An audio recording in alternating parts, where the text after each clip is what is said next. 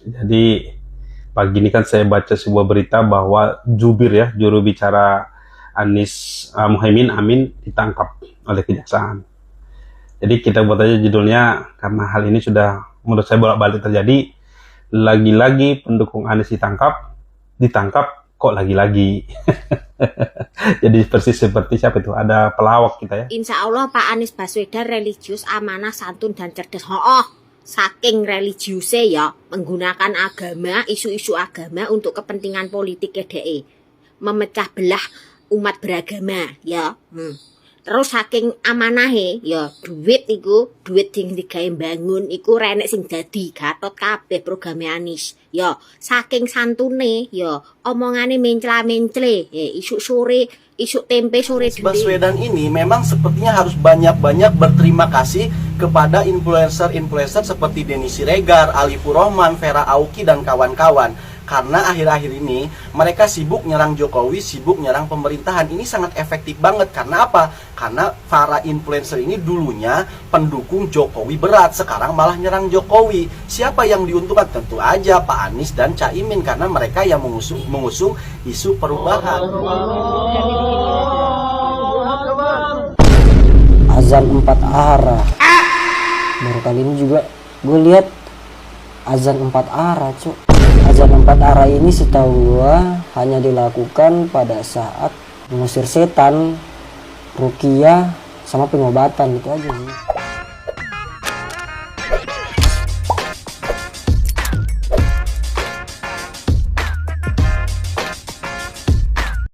Baik sahabat sekalian, baru-baru ini jagat media sosial dikagetkan atau dihebohkan dengan pemberitaan bahwa salah seorang anggota tim SES ya, atau Timnas dari Paslon 01 ditangkap ya, ditangkap karena terlibat kasus korupsi pajak dan beberapa lainnya.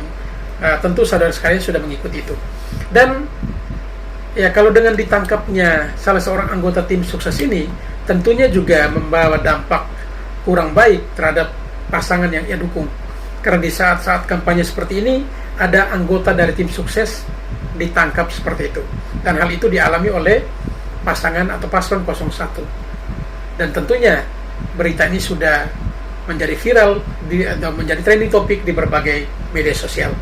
Dan oleh karena itu, mungkin ada banyak hal yang menjadi tanggapan dari para netizen. Ada yang memberikan tanggapan bahwa dengan elektabilitas Anies yang kian merosot, ditambah lagi ada tim sukses yang tertangkap karena kasus korupsi, tentunya ya Pak Surya Paloh bisa jadi stres, atau Pak Surya Paloh menyesal telah menentukan Anies Baswedan menjadi capres dari Partai Nasdem. Dan semua orang penasaran, di saat-saat seperti ini Pak Surya Paloh tidak pernah nongol di media. Kira-kira beliau sedang buat apa dan ada di mana? Dan tentunya juga dengan menanggapi berita penangkapan terhadap salah satu anggota tim sukses dari Anies dan juga Cak Imin, pasti akan menuai banyak kontroversi, menuai banyak pendapat, opini di tengah masyarakat. Oleh karena itu kita dengarkan respon dari warganet terkait hal ini. Namun sebelum itu, kepada para sahabatku yang belum sempat memberikan dukungan terhadap channel ini, mohon dukungannya dengan menekan tombol subscribe dan bunyikan tanda loncengnya. Mari kita saksikan video selengkapnya. Lagi-lagi pendukung Anies ditangkap kok lagi-lagi. Assalamualaikum warahmatullahi wabarakatuh. Jadi pagi ini kan saya baca sebuah berita bahwa jubir ya, juru bicara Anies Muhaimin Amin ditangkap oleh kejaksaan. Jadi kita buat aja judulnya karena hal ini sudah menurut saya bolak-balik terjadi. Lagi-lagi pendukung Anies ditangkap kok lagi-lagi. Jadi persis seperti siapa itu? Ada pelawak kita ya yang suka mengulang kata-katanya. Ya jadi lucu sih sebenarnya. Nah, jadi kita kembali dulu ke poin ini ya. Ada jubir Anies ditangkap oleh kejaksaan ya, kalau tidak salah beritanya. Ini bukan hal yang pertama ya. Sebenarnya dulu atau kemarin itu aja ya, waktu pencalonannya Bang Anies ada yang ditangkap itu menteri dari Nasdem. Ya, berarti kan pendukungnya Bang Anies lah. Itu Pak Joni G Plate, kemudian Pak Syahrul Yassin Limpo. Dua-duanya ini kan menteri dari Nasdem ya, kader Nasdem yang ada di pemerintahan. Jadi saya bolak-balik katakan kepada kawan-kawan yang selalu teriak perubahan. Saya katakan kalian itu dibodohi oleh para politisi. Tidak ada capres yang oposisi, tak ada. Semua ini hanya gimmick politik. Ya, bagaimana kalian mau mengatakan Bang Anies ini capres oposisi, sementara pendukung utamanya adalah Partai Nasdem. Partai Nasdem itu siapa? Ya bagian dari pemerintahan sekarang. Mulai dari Pak Jokowi periode pertama sampai periode kedua, dan mereka akui bolak-balik. Bahkan kalau ya kemarin memang boleh Pak Jokowi 3 periode, Nasdem yang pertama adalah pengusung utamanya. Coba di googling aja.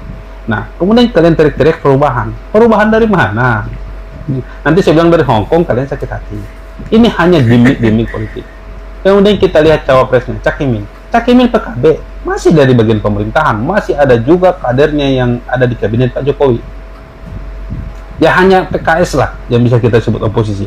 Tapi PKS tidak ada sedikit pun kekuatan di capres maupun cawapres. Yang menentukan adalah Pak Surya Paloh.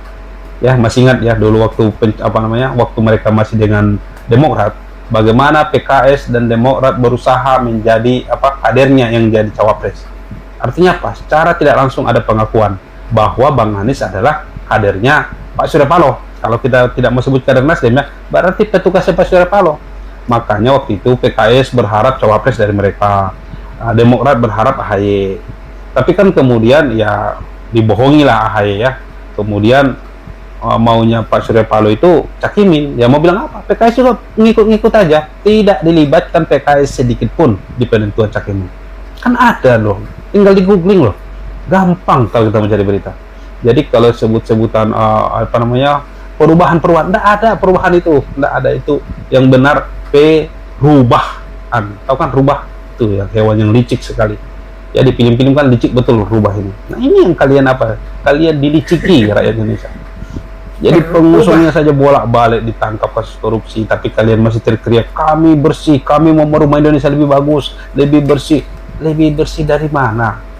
Saya mau tanya, kami oposisi dari mana? Ya saya sendiri kalau melihat, saya nggak benci Pak Surya Paloh, tapi saya berharap Pak Surya Paloh menepati janjinya membubarkan Nasdem kalau ada kader yang korupsi. Tapi kan kita lihat dulu video ini ya, biar kita menunjukkan aja dulu sisinya Pak Surya Palohnya. Ketua Umum Partai Nasdem Surya Paloh pernah membuat janji saat pembekalan caleg parpolnya pada 3 Juni 2015 silam. Surya Paloh menyatakan akan mengevaluasi partainya jika ada kadernya yang tersangkut kasus korupsi alias Partai Nasdem akan dibubarkan. Lantas bagaimana dengan nasib janji itu saat Ketua DPP Nasdem sekaligus Menteri Pertanian Syahrul Yassin Limpo terjerat korupsi? Berikut pernyataan dari Surya Paloh. Kapan saya bicara, kepada siapa saya bicara, di mana audiens.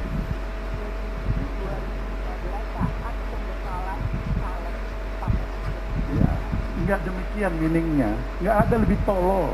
Ketua Umum Partai mengatakan kalau ada kader partai yang korupsi, partai dibubarkan. Bodoh deh. Enggak, itu dia salah. Karena memang tidak ada itu. Meaningnya bukan begitu. Jadi makna yang sungguhnya bukan spirit semangat kita untuk anti korupsi. Nggak ada artinya kita ini kalau kader kita yang bisa melakukan perbuatan-perbuatan tercela. Itu apa kita punya institusi seperti ini? Nah, spirit adalah seperti itu. Jadi bukan letterless. Ada kader partai. Siapa menjamin kader partai itu penyusup bisa masuk jadi kader partai kita hari ini? Cuma dia melakukan perbuatan. Nah, dari video ini kan sudah jelas Pak Surya Paloh mengelak ya, bahwa dia pernah berjanji akan membubarkan Nasdem kalau ada kadernya yang korupsi. Dia pura-pura lupa. Ketika ditanya kapan, dijawab wartawan. Kapan waktunya, kapan apanya? Dia ngeles lagi. Bodoh sekali katanya ketua partai yang akan membubarkan partainya kalau ada kader yang korupsi. Nah, ini yang kalian percaya yang akan merubah Indonesia? Tidak ada. Kalau Pak Surya Paloh di pikiran saya, paling betul dia pengen berubah itu artinya selama ini kan Pak Jokowi, PDIP, petugas Bu Mega. Dia mau berubah Indonesia ini, dirubah presidennya jangan petugas partai Bu Mega lagi, tapi petugas partai dia, Anies. Itu yang benar. Jadi kadang-kadang rakyat kita ditokohi, dibodohi, dibohongi. Ya kasihan rakyat Indonesia ini. Ya. Karena kita kalau cerita perubahan-perubahan, tak ada perubahan, tak ada capres oposisi, itu hanya ada di pikiran Anda. Yang ada adalah Pak Surya Paloh menginginkan presiden jangan petugasnya Bu Mega, tapi petugas dia. Dalam hal ini Anies. Nah, Pak Jokowi, saya salut loh Pak Jokowi. Alhamdulillah, mungkin beliau sudah melihat bagaimana mungkin gerak beliau dibatasi karena beliau kan petugasnya Bu Mega. Mau tidak mau ya namanya petugas ikut-ikut. Tapi beliau memberontak akhirnya. Tidak mau. Dia menginginkan Indonesia dipimpin oleh bukan petugas partai, tapi ketua partai. Siapa? Pak Prabowo dan Mas Gibran. Kan itu yang beliau lakukan. Ya, luar biasa kan? Kita harus dukung. Nah, kembali lagi kita cerita dulu. Ini ada kawan saya yang selalu teriak-teriak, Indonesia kenapa tidak ikut kita membangun Indonesia lebih bagus lagi, lebih baik lagi. Harus ada yang kita rubah. Saya tertawa. Apa yang mau kalian rubah? Kalian mau merubah, kalian lihat kader Nasdem, Syahrul Yassin Limpo ditangkap, Johnny G. Plate ditangkap, belum lagi kepala-kepala daerah dari Nasdem. Kan sama saja sebenarnya. Lebih bagus kita perbaiki yang ada. Nggak usah berubah-berubah saja. Jadi kalau kita cerita di buruk-burukan pemerintahan Pak Jokowi, yang bikin buruk itu yaitu yang ditangkapi. Siapa? Ya kader Nasdem. Jangan-jangan yang membuat buruk pemerintahan Pak Jokowi itu ya kader-kader Nasdem ini. Yang sekarang kalian yang ribut-ribut mau berubah. Sama saja ya ketika dulu di Pilpres 2019. Saya sempat tersinggung dengan kawan yang bilang, kalian pendukung Pak Prabowo itu emosian, tukang marah, tukang bully, tukang fitnah. Saya bilang, saya tidak pernah merasa. Tapi setelah sekarang, saya baru melihat memang bekas kawan-kawan saya yang sekarang sudah bukan pendukung Pak Prabowo, lari ke kubu Anies. Memang iya, tukang fitnah, tukang ribut, tukang bully. Ya beberapa kali kan saya luruskan fitnahan mereka di PT-PT saya. Ya, tukang marah, emosi, segala macam, mau ribut lah. Aduh, luar biasa. Ya mungkin itu juga yang terjadi di pemerintahan Pak Jokowi. Ada orang-orang yang jahat, kita anggap pemerintahan Pak Jokowi koruptif. Yang koruptifnya itu kalian yang sekarang sudah mau nyari orang yang bisa mungkin ya kalian atur untuk bisa korupsi. Yang jelas tidak ada di kubu Prabowo Gibran. Di kubu Prabowo Gibran ini orang-orang yang menginginkan Indonesia bersatu, menginginkan Indonesia maju, menginginkan Indonesia emas 2045 terwujud. Rakyat sejahtera, adil sejahtera, makmur kita. Itu yang ada di kubu kita sekarang. Ya, jadi sekali lagi ya kalau dianggap PT ini keras, ini demi Indonesia kita saja kok. Demi bagaimana Indonesia yang terwujud, Indonesia yang adil dan makmur. Kita harus bersatu ya. Lupakanlah kalian yang mau berubah segala macam. Kalian bukan Ultraman ya. Kita rakyat Indonesia. Lupakan. Ya, hati-hati dengan yang namanya rubah. Ya, rubah ini adalah binatang yang licik sekali. Ya, di film-film manapun kalian tonton, ini super licik hewan yang satu ini. Nah, wajar lah. Pokoknya enggak usah berubah-ubah itu, rubah ke hutan aja. Oke, terima kasih. Assalamualaikum warahmatullahi wabarakatuh. Baik sahabat sekalian, ini tanggapan dari seorang netizen terkait dengan penangkapan juru bicara Anies Imin, yaitu Indra Karismiaji, yang tersangkut kasus korupsi pajak lah, yang ya cukup heboh baru-baru ini. Dan dari sini dijelaskan atau disampaikan tadi bahwa pasangan Anies Cak Imin ini mengusung perubahan. Apa yang mau dirubah? Ini memang pertanyaan yang sangat bagus. Apa yang mau dirubah?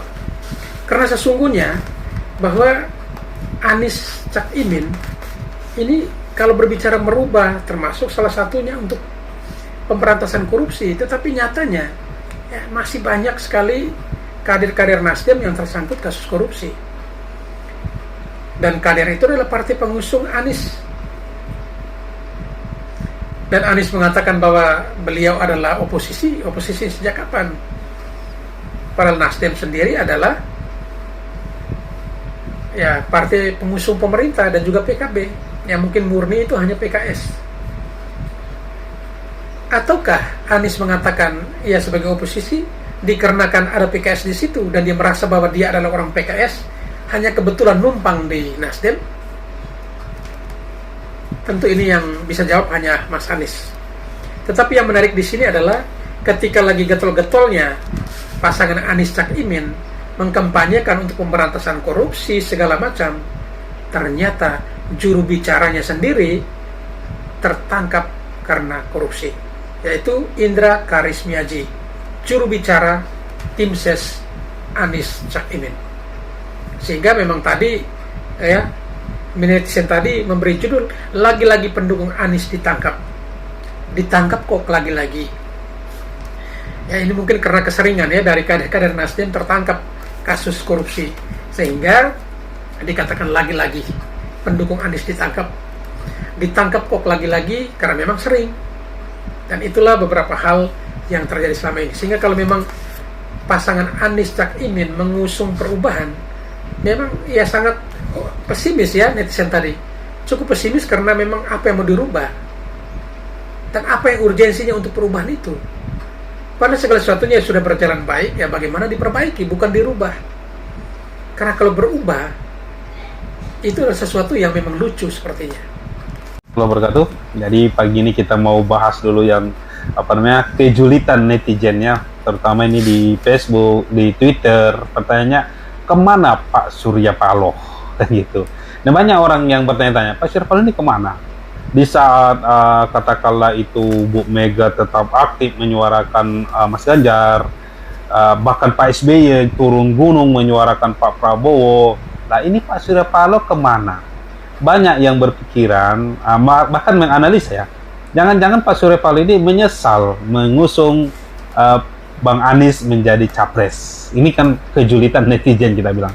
Tapi menariknya, kalau menurut saya, ini kalau dikaitkan, ya sekali lagi kalau dikaitkan dengan hasil terbaru survei dari CSIS ya, CSIS ya kalau bahasa kita, itu Center of Strategic and International Studies ya, ini lembaga kajian strategis yang menempatkan kalau Partai Nasdem itu tidak ada pengaruh ekor jas ya, efek ekor jasnya terhadap pencapresan Bang Anies, malah PKS di sini yang mendapatkan durian runtuh ya. Mereka menempati posisi keempat ya, partai terbesar nantinya, bahkan bisa jadi ketiga ya, mengalahkan Golkar. Karena di hasil survei dari CSI sini itu perbedaannya Golkar dengan PKS ini dekat sekali. Golkar 11,9%, PKS 11,8%. Jauh meninggalkan rekan sekoalisinya, katakanlah seperti PKB menempati kelima dengan angka 9%-an, dan Nasdem ini jauh lagi, hanya di 6%-an. Jadi tidak ada pengaruh pencapresan Bang Anies terhadap Nasdem. Kalau saya kan dari dulu sudah menganalisa hal ini persis ya dengan hasil surveinya CSI sini. Kenapa? Kalau menurut saya, satu-satunya partai yang paling diuntungkan dengan pencapresan Anies ini justru adalah PKS. Kenapa? Karena PKS menurut saya memang berhasil membranding ya, bahwa Bang Anies ini adalah capres dari mereka. Sekalipun yang mengusung atau pengusung utama adalah Pak Surya Paloh. Bahkan bisa dikatakan pemodalnya Pak Surya Paloh. Ya, yang menentukan cawapres saja Pak Surya Paloh. Ya, dari harusnya AHY menjadi Cak Imin dengan menerima tiba-tiba PKB. Ya, tapi pada kenyataannya memang kita akui PKS cukup cerdik, mampu menempatkan Bang Anies seakan-akan adalah dari mereka. Ya, kita lihat saja di media sosial bagaimana pendukung Bang Anies begitu brutal ya menyerang orang lain. Kalau tidak memilih Bang Anies misalnya dianggap tidak Islami lah. Ya kan ada itu banyak video-video yang juga ramai di TikTok bahwa wajib memilih Bang Anies. Nah, ini kan diidentikan dilekatkan dengan keagamaan ya, yang itu dekat itu PKS. Kalau Nasdem jauh, walaupun banyak orang yang dalam tanda kutip ya memaafkan katakanlah Pak Surya Paloh yang dulu dianggap sebagai penista agama, tapi mereka tidak akan beralih ke Nasdem, mereka akan beralih ke PKS. Jadi kalau menurut saya di pemilu 2024 nanti, kalau dikaitkan dengan Pilpres, ada dua partai yang paling beruntung, ada dua juga yang kita anggap buntung dalam tanda kutip. Yang beruntung pertama tentu saja PKS, karena itu tadi mereka berhasil menarik ya pendukung Pak Prabowo yang mungkin di Pilpres 2019 di pemilunya mereka memilih Gerindra, sekarang mereka mendapat dukungan pasti ke PKS ya. Jadi makanya suara PKS bisa naik drastis. Nah, tapi pertanyaannya apakah Gerindra rugi? Enggak juga ya. Gerindra mungkin ditinggal pemilihnya yang memilih Pak Prabowo kemarin, sekarang mengalihkan ke Bang Anies dan kemudian beralih dari mencoblos Gerindra akan mencoblos PKS. Ini tergantikan dari pemilih Pak Jokowi di Pilpres 2019 yang dulunya memilih PDIP dan Nasdem beralih ke Gerindra. Makanya kalau saya, walaupun si AS ini menempatkan Gerindra nomor 2, saya justru menempatkan Gerindra nanti kemungkinan nomor 1. Jadi urutannya adalah Gerindra, PDIP, kemungkinan nanti antara Golkar dan PKS, ini nomor 3, nomor 4, selanjutnya PKB, selanjutnya saya malah belum tentu Nasdem, bisa jadi menurut saya Demokrat. Nasdem ini nanti malah akan bersaing dengan PAN, jadi akan jauh turun. Itu tadi, karena pemilih-pemilih dari Nasdem ya, yang selama ini di 2019 lalu akan lari kabur ke Gerindra. Jadi yang terbantu betul itu adalah justru Gerindra dan PKS. Itu tadi, pemilih PKS lari dari Gerindra ke PKS, sementara Gerindra tergantikan datang dari Nasdem dan dari PDIP. Pemilih-pemilih Pak Jokowi ya, yang di pemilu 2019, Pilpres dan pemilu 2019 akan beralih lari ke Gerindra. Nah, yang buntung siapa? Pertama PDIP, tapi PDIP nggak terlalu jauh lah. Dia walaupun nggak nomor 1, paling jatuh ke nomor 2. Kenapa? Menurut saya PDIP termasuk ya berhasil lah dalam melakukan kaderisasi dan membuat menciptakan militansi yang bagus bagi pemilihnya. Yang paling rugi justru adalah Nasdem ya. Mereka yang mengusung dengan Bang Anies berharap ya para pemilih yang selama ini memilih Pak Prabowo akan lari ke mereka. Tidak, larinya ke PKS.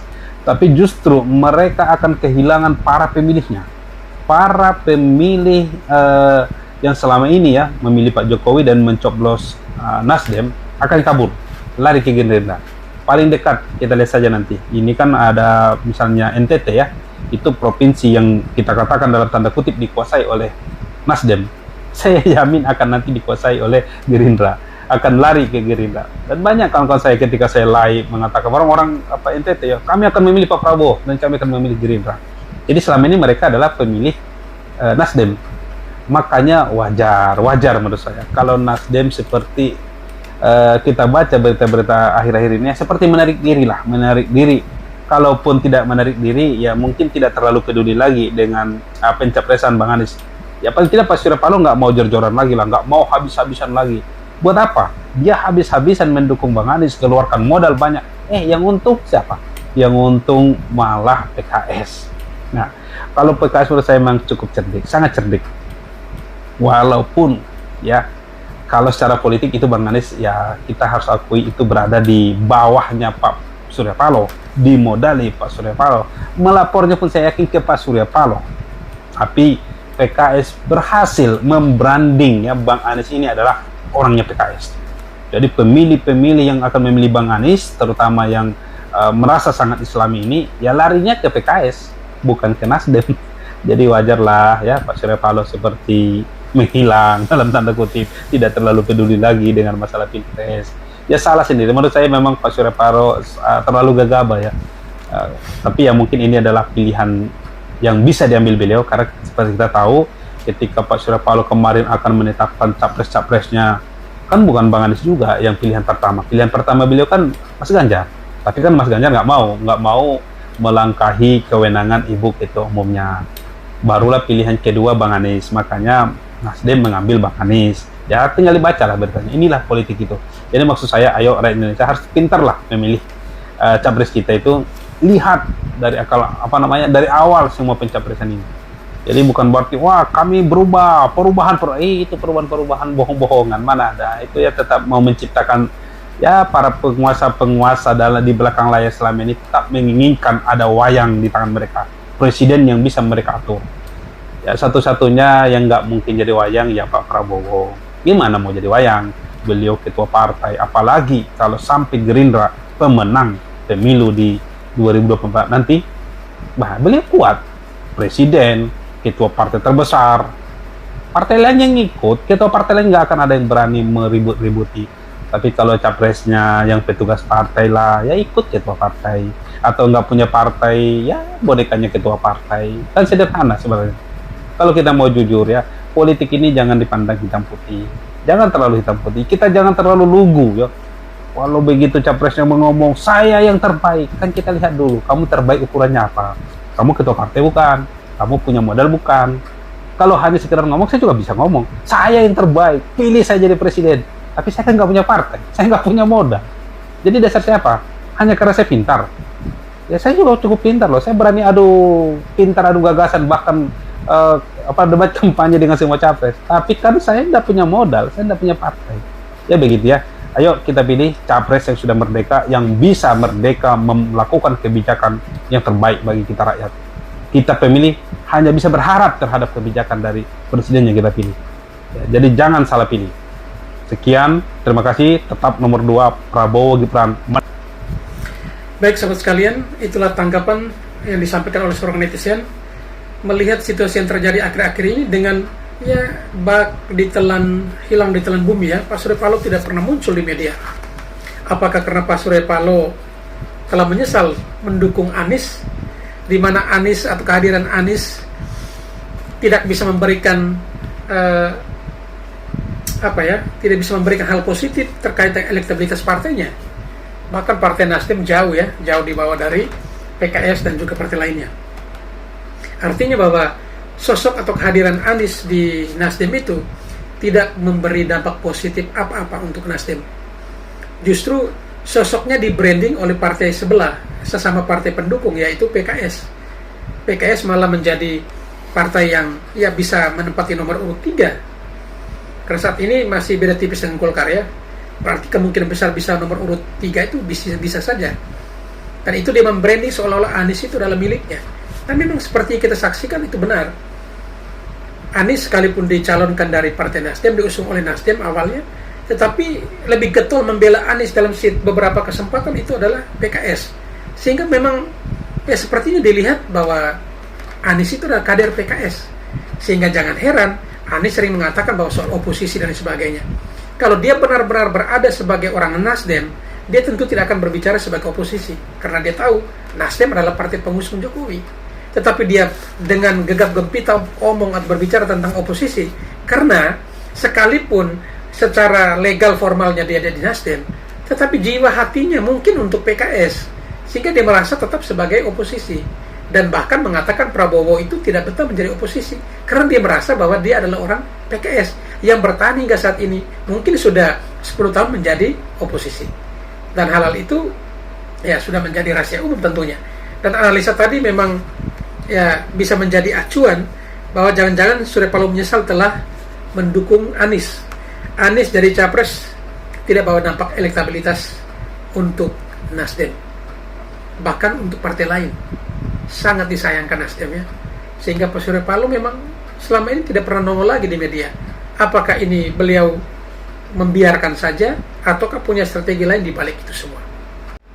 Insya Allah Pak Anies Baswedan religius, amanah, santun, dan cerdas. Saking religiusnya ya, menggunakan agama, isu-isu agama untuk kepentingan politik DE, memecah belah umat beragama ya. Terus saking amanahe ya, duit sing digawe bangun iku renek sing dadi Gatot kabeh programe Anies. Ya, saking santune ya, omongane mencla-mencle, isuk sore, isuk tempe sore dele. Saking cerdase ngomong jarene bisa menggemparkan langit, menggoyangkan bumi, ya kan, menumpahkan samudra. Yo lah ora bencana. Kowe milih Anies ki padha karo kowe milih bencana. Ya, kowe arep menghancurkan Indonesia. Walah to riri. Ancen ya, wong iki ya enek 3 jenis manusia sing ora kena disadarno. Sing pertama penjudi, sing keduane pemabuk, sing ketigane kowe kuwi pemilih Anies. Baik saudara sekalian, ya Mbak Viral atau Mbak Ayu ini berkomentar terkait dengan ada komentar dari netizen bahwa Anies Baswedan itu religius, amanah, santun, dan cerdas. Dan menurutnya apa yang disampaikan itu tidak benar dengan contoh-contoh yang ia sampaikan tadi dalam bahasa Jawa ya. Tetapi setidaknya kita bisa tangkap makna apa dibalik dari bahasa Jawa yang ia sampaikan tadi. Beli meja sama kursi, tiduran di atas ubin, ditanya soal polusi, kok malah nyalahin angin. Rasa sayangi, lihat debat capres rasa sayang-sayang. Jalan-jalan ke Kendari, lihat kucing lari-lari, abis ngomong malah nari, kalau marah sorry. Rasa sayangi, rasa sayang-sayangi, lihat debat capres rasa sayang-sayangi. Sakit punggung terapi bekam, kaki 4 kuda delman, dari awal diam-diam, diajak debat cari aman. Rasa sayangi, rasa sayang-sayangi, lihat debat capres rasa sayang-sayangi. Suatu ketika, Anies dan rombongan tim SES 01 berkunjung ke rumah sakit jiwa atau RSJ. Begitu sampai di rumah sakit jiwa, Anies dan rombongan tim SES-nya disambut dengan meriah oleh para pasien dengan spanduk-spanduk 01. Juga Anies melihat begitu banyak pasien RSJ dengan mengangkat satu jarinya, sambil berteriak dengan yel-yel, 1, 1, 1. Kepada Direktur RSJ, Anies bertanya, apakah Anda menyiapkan ini semua sebelum saya datang? Kok semua pasien mengacungkan jari 1? Lalu dijawab oleh Direktur RSJ, tidak Pak, tidak, ini semua spontanitas saja dari para pasien jiwa. Mereka membentangkan spanduk 01, karena para pasien rumah sakit jiwa ini senang Bapak kunjungi, tegas Direktur RSJ. Lalu, tiba-tiba Anies dan rombongan tim SES-nya dikejutkan oleh beberapa orang yang sedang mengacungkan dua jarinya. Dengan penuh rasa penasaran, terhadap beberapa orang yang mengacungkan dua jari di hadapannya, Anies bertanya kepada Direktur RSJ kembali. Mereka itu siapa kok tidak mengacungkan satu jari seperti yang lain? Maaf ya Pak, yang mengacungkan dua jari itu, pasien yang sudah sembuh dari sakit jiwanya. Baik sahabat sekalian, ini memang anekdotnya, cerita anekdotnya yang cukup lucu ya. Ini memang netizennya kreatif ya. Biarkan saudara sekalian menerjemahkan makna di balik cerita ini.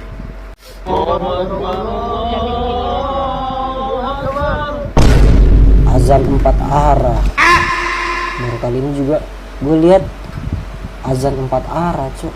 Azan 4 arah ini setahu gue hanya dilakukan pada saat mengusir setan, ruqyah, sama pengobatan, gitu aja sih. Cuman kalau untuk politik, ya janganlah gunakan azan sebagai identitas politik gitu. Gimana ya konsepnya ya? Ya mungkin azan 4 arah ini adalah suatu gabungan antara elemen api, air, angin, listrik, dan jadilah Avatar deh. Negeri ini dirusak oleh para koruptor. Betul. Negeri ini dirusak oleh orang-orang yang culas. Betul. Akan nggak didiamkan? Akan nggak diteruskan? Perlunya apa? Yang keras. Yang keras. Sekali lagi. Saudara-saudara sekalian, para koruptor telah membuat hidup jutaan orang sengsara.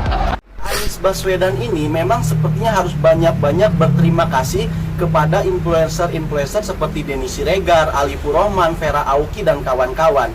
Karena akhir-akhir ini mereka sibuk nyerang Jokowi, sibuk nyerang pemerintahan. Ini sangat efektif banget. Karena apa? Karena para influencer ini dulunya pendukung Jokowi berat, sekarang malah nyerang Jokowi. Siapa yang diuntungkan? Tentu aja Pak Anies dan Caimin, karena mereka yang mengusung isu perubahan. Karena memang sepertinya dengan cara seperti itulah mereka bisa naik elektabilitasnya. Terbukti kan di survei terakhir mengalahkan Ganjar. Jadi saran saya sih buat Pak Anies dan Caimin, sibuk aja nyerang Jokowi, sibuk aja nyerang pemerintah, nggak usah ngomong gagasan. Karena kalau ngomong gagasan kok malah jadi blunder kayak Caimin kemarin. Pengen ngebangun 40 kota seperti Jakarta, itu malah jadi bahan guyonan. Jadi sepertinya efektifnya itu ya udah nyerang Jokowi aja biar naik elektabilitasnya.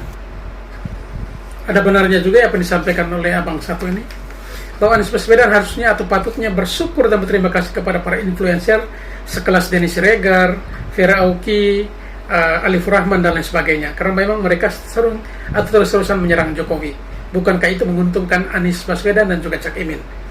Dan memang benar, harusnya Anies Baswedan dan Cak Imin ya duduk manis, lalu ya tinggal bagaimana memoles isu-isu yang ditebarkan oleh para influencer tersebut, lalu mereka kemas menjadi sebuah isu untuk menyerang Jokowi. ya daripada buat blunder-blunder lagi, menyampaikan visi misi, contoh segala macam menggunakan data yang sudah jadul, yang tidak update, justru blunder besar, dan itu menguntungkan paslon 02. Semakin diserang dari arah kiri kanan, ya membangun simpati daripada masyarakat. Sehingga jangan heran kalau paslon 02 elektabilitasnya terus melejit. Namanya tol berkeadilan. Apa itu tol berkeadilan? Gimana? Tol berkeadilan. Sumpah gue pengen ngakak. Emang jalan tolnya sekarang kurang adil gitu. Lagian ya, intinya gini. Setidaknya kalau mau jadi satu tim, capres dan cawapres, itu harus satu suara lah. Masa sekarang cawapresnya nih koar-koar ngomong pembangunan tol itu kurang fungsional, lebih mending dibangunkan struktur yang lain, infrastruktur yang lain. Sekarang capresnya keluar-keluar mau bikin tol berkeadilan. Astaga. Benar sekali Mbak ya. Kok bisa ya capres sama cawapresnya tidak searah? Ya, arah pembicaranya keberlawanan. Satunya tidak support soal tol, satunya support soal tol tetapi berkeadilan. Tolnya diberi label tol berkeadilan. Ini yang modelnya bagaimana lagi ya? Saya juga jadi bingung, sama seperti Mbak tadi. Kira-kira tol yang berkeadilan seperti apa? Apakah tol selama ini memang sudah tidak adil? Tetapi capresnya oke, wapresnya no. Ya, tidak sepakat, tidak setuju. Lebih baik bangun infrastruktur lain daripada tol. Karena tol tidak dinikmati oleh para tukang becak. Itu menurut Cak Imin. Tetapi capresnya mengatakan bahwa tol itu harus ada dan harus berkeadilan. Kira-kira inikah calon pemimpin yang akan diusung dan dipilih kemudian memimpin bangsa yang besar ini? Silakan tulis di kolom komentar. Yang tidak mendukung Anies sebagai presiden harus dipertanyakan keislamannya. Jadi sudah ada hubungan antara presiden dengan keimanan ya? Iya. Padahal presiden itu kan bukan jabatan keimanan. Bukan Jabatan agama ya? Bukan lah. Tapi gimana video tadi?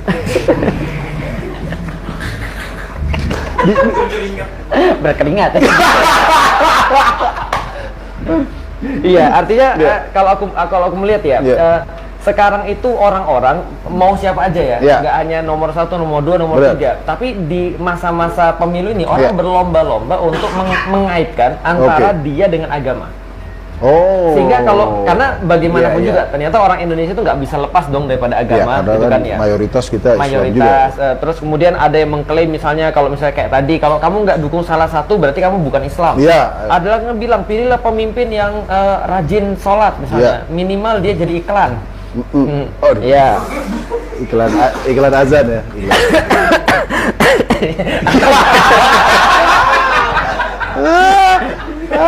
Anda sebenarnya. Iya, tadi kan. Iya. Dasmu tadi. Lah, kan ada orang-orang kan tadi intinya pada bahwa saya mereka pengen nyari suara aja sih. Nah, yang kita justru lebih lucu adalah ada orang-orang yang ketika dia pas lagi nyari suara, lalu kemudian dia perlu agama, setelah dia berkuasa agamanya nggak tahu di mana. Itu pertanyaannya tuh. Jadi di mana keimanannya? Gitu pas perlu doang kayak dia ya. Betul. Jadi kalau misalnya dikatakan tadi kalau nggak milih salah satu calon pasangan berarti kamu tidak beriman. Pertanyaannya, apakah orang-orang beriman pasti memilih? Belum tentu. Itu juga benar sih. Iya. Kenapa? Kalau misalnya contoh dia beriman nih, tapi ternyata dia belum masuk pada surat suara. Kan belum tentu bisa begitu. Iya. Sangat aman sekali. Memang ya blunder besar yang dilakukan oleh para pendukung Anies. Perbuatan mereka menjatuhkan elektabilitas Anies dan juga Cak Imin. Masa ke orang yang tidak memilih Anies berarti patut dipertanyakan keislamannya. Seolah-olah bahwa Anies dan Cak Imin itu orang yang paling suci yang menjadi panutan. Dan bahkan kita tonton tadi, ya orang-orang Muslim pun rasa lucu, gerah dengan pernyataan ini. Apakah masih juga orang terus memilih orang-orang yang menggunakan isu agamanya untuk kepentingan politiknya? Masa kepentingan politik dikait-kaitkan dengan agama? Agama itu mahal harganya, tidak bisa diuangkan, tidak bisa dinilai dengan bentuk apapun, dan tidak bisa disejajarkan dengan hal-hal lain seperti politik. Ya seperti kita ketahui, politik itu banyak neko-nekonya. Apakah agama juga demikian? Itu kan tidak. Jadi jangan disamakan bahwa ya Anies dan Cak Imin adalah seolah-olah orang yang paling suci yang menjadi panutan dan wajib hukumnya semua orang pilih. Ya belum tentu. Orang Muslim pun tidak mungkin sebodoh itu semuanya langsung pilih Anies dan juga Cak Imin hanya karena takut dengan pernyataan tadi. Itu memang sudah tidak kehabisan kata-kata, sudah tidak ada lagi ide-ide gagasan bagaimana untuk memberikan support atau dukung kepada jagoannya, tetapi justru membuat pernyataan-pernyataan blunder yang hanya istilahnya senjata makan tuan, bunuh diri.